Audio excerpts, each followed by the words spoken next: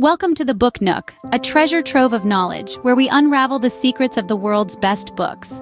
Today we're diving into Make It Stick by Peter C. Brown, Henryroediger III, and Markmcdaniel. This book is not just another how-to guide, it's a radical shift in the way we perceive learning and achieving success.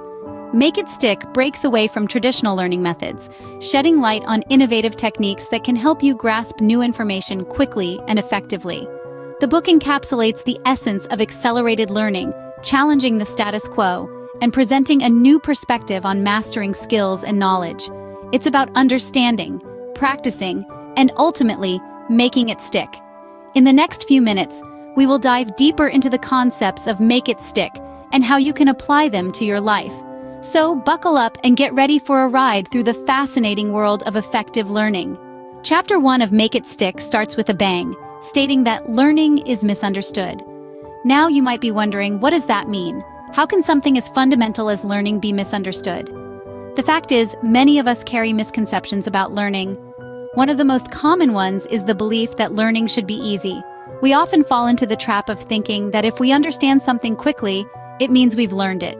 But in reality, learning is not a one-time event. It's a process that involves repetition, practice, and, yes, even struggle. For example, let's consider learning a new language. Often we think that if we can just memorize the vocabulary and grammar rules, we'll be fluent. But anyone who has ever tried to learn a new language knows that's not the case. It takes time, practice, and often making a lot of mistakes. It's not about getting it right the first time, but about improving over time. Another common misconception is the idea that learning is all about memorizing facts. But effective learning goes beyond mere memorization. It's about understanding concepts, making connections, and applying what we've learned in different contexts. It's not enough to remember the date of a historical event. What's more important is understanding the significance of that event and its impact on the world. So, why does all of this matter? Because these misconceptions can lead us to adopt ineffective learning strategies. We might spend hours passively rereading a textbook, thinking we're studying, when in fact, we're not really learning. Or we might cram for a test, only to forget everything the next day. To truly master the art of learning, we need to debunk these misconceptions. We need to understand that learning is a process that requires effort and active engagement. It's about going beyond memorization to understand and apply concepts. It's about embracing the struggle and learning from our mistakes. So, the next time you find yourself struggling to learn something new, remember, it's not a sign of failure. It's a sign that you're on the right path to effective learning. Because as we see, it's crucial to debunk these misconceptions to truly master the art of learning. Ever wondered why the most challenging tasks often lead to the most rewarding outcomes? Make It Stick has the answer. Let's dive into the concept of embracing difficulties. This principle suggests that the harder you have to work to retrieve a memory, the greater the subsequent spike in retention and learning. It's a bit like exercise for your brain. The more you flex those mental muscles, the stronger they become. Picture this. You're learning to play a musical instrument. At first, even the simplest melody seems like a mountain to climb. But with practice, you overcome the initial hurdles and start to play more complex pieces. Each new challenge stretches your abilities and fosters growth. It's not easy, but it's incredibly rewarding. Or consider a student studying for a final exam. Cramming might seem like the easiest route, but it's the equivalent of a sprint fast and furious but short-lived. The knowledge fades as quickly as it was gained. On the other hand, regular spaced studying is a marathon, harder, but the knowledge sticks. It's a slower process, but the reward is long-term retention. This principle extends beyond the classroom or music room. In life, we often face challenges that seem insurmountable. But when we embrace these difficulties, we come out stronger on the other side. It's like a blacksmith forging a piece of iron. The process is intense, the heat unbearable, but the result is a strong, durable tool. Embracing difficulties is not about seeking out unnecessary hardship. It's about understanding that valuable learning often comes from facing challenges and overcoming obstacles. It's about pushing beyond your comfort zone to achieve a deeper level of understanding and skill. So the next time you're faced with a difficult task or a challenging concept, don't shy away. Embrace the struggle. It's through these difficulties that true learning and growth happen. Remember, the path to effective learning isn't always smooth, but it's undoubtedly rewarding. Scene script. Have you ever felt like you know something only to forget it during a test? Make It Stick terms this as illusions of knowing. So what exactly are these illusions? In essence, they are the misconceptions we form about our own understanding. You've probably experienced this before. You read a chapter of a book, it all makes sense, and you're certain you've got it down. But when it comes to recalling that information in a test or even a conversation, you draw a blank. This is a classic example of an illusion of knowing. It's when we believe we understand something more deeply than we actually do. It's a false confidence that can trick us into thinking we've learned when, in fact, we've only skimmed the surface. Think about a time when you've studied for a test. You read the material over and over, hoping to memorize it. But when test day comes, the information just isn't there. This is because rereading gives us an illusion of mastery. While rereading may make the material seem familiar, it doesn't mean it's been learned. Let's take a real-life example. Imagine a student who confidently walks into an exam, believing they have a thorough understanding of the material.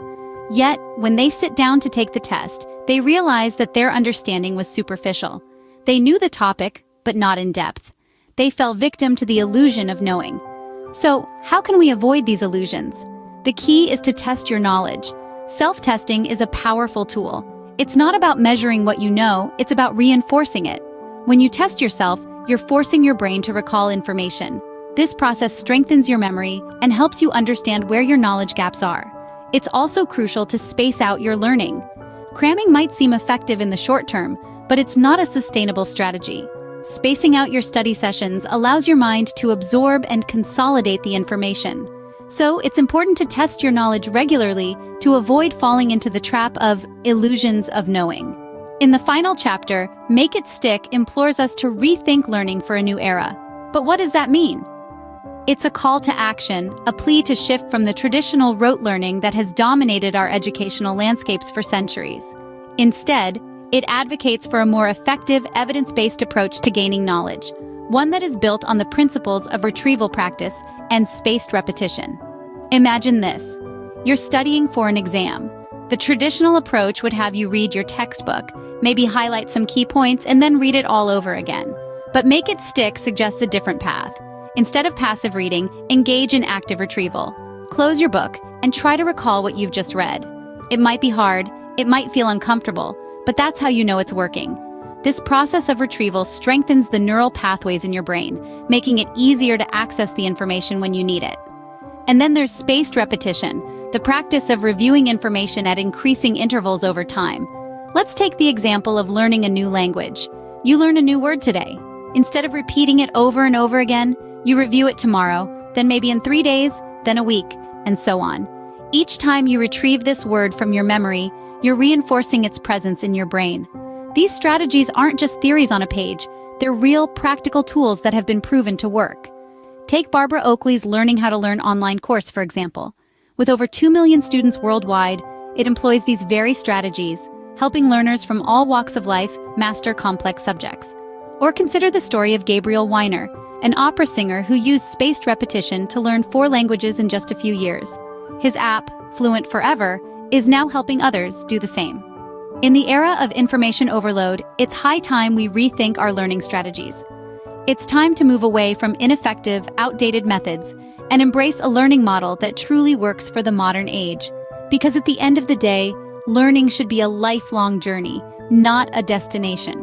That was a quick dive into the ocean of knowledge that Make It Stick is.